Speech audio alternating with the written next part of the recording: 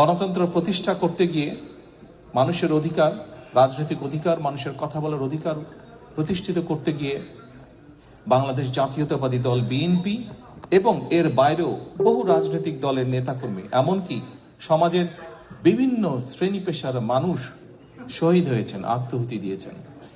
বহু হাজারো লক্ষ মানুষ বিভিন্নভাবে ক্ষতিগ্রস্ত হয়েছেন, পঙ্গুত্ব বরণ করেছেন। বিশেষ করে বেশি দিন আগের ঘটনা, 1 বছরও হয়নি, বেশি দিন আগের ঘটনা নয়।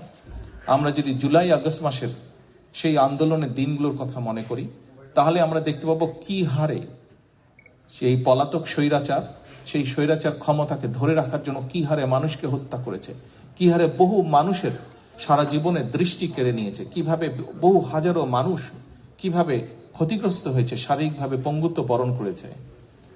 জাতিসংঘের হিসাব মোতাবেক 66 জন শিশুকে হত্যা করেছিল তারা। প্রিয় উপস্থিতিবৃন্দ, উপস্থিত সম্মানিত ওলামা মাশায়েখবৃন্দ, একটু পরেই আমরা দোয়ার জন্য আল্লাহর দরবারে হাত তুলব। আমি আপনাদের কাছে আজকে সকলকে অনুরোধ করব, শহীদ রাষ্ট্রপতি জিয়াউর রহমানের শাহাদাত বার্ষিকী উপলক্ষে আমরা যেমন তার জন্য দোয়া চাইব, আমরা বাংলাদেশের গণতন্ত্রকে প্রতিষ্ঠিত করার জন্য, এই দেশকে স্বাধীন করার জন্য যেখানে যত মানুষ আত্মহত্যা দিয়েছেন জীবন, যেখানে যত মানুষ বিভিন্নভাবে ক্ষতিগ্রস্ত হয়েছেন, প্রত্যেকের জন্য আমরা আল্লাহর দরবারে দোয়া চাইব। এখানে আমরা বহু মানুষ উপস্থিত আছি যাদের আপনজন, বিভিন্ন জন আপনজনকে আমরা হারিয়েছি, বিভিন্ন জন হারিয়েছে আপনজনকে, যারা এই মুহূর্তে আমাদের সাথে নেই, এই দুনিয়াতে নেই। আমরা সেই মানুষগুলোর জন্য আমরা আল্লাহর দরবারে দোয়া চাইব। প্রিয় উপস্থিতিবৃন্দ, সম্মানিত অতিথিবৃন্দ, আমরা আরেকটি বিষয়ে আল্লাহর কাছে দোয়া চাইব, আল্লাহর রহমত চাইব আজকের এই দিনে। যে মানুষগুলো গণতন্ত্রকে, মানুষের অধিকারকে প্রতিষ্ঠিত করার জন্য তাদের জীবনকে আত্মাহুতি দিয়েছেন, আমরা যাতে তাদের সেই আকাঙ্ক্ষাকে পূরণ করতে পারি, আমরা যারা বেঁচে আছি, আমরা আগামী দিনে যাতে বাংলাদেশের মানুষের প্রত্যাশিত যে বাংলাদেশ, সেই বাংলাদেশকে যাতে আমরা গড়ে তুলতে পারি।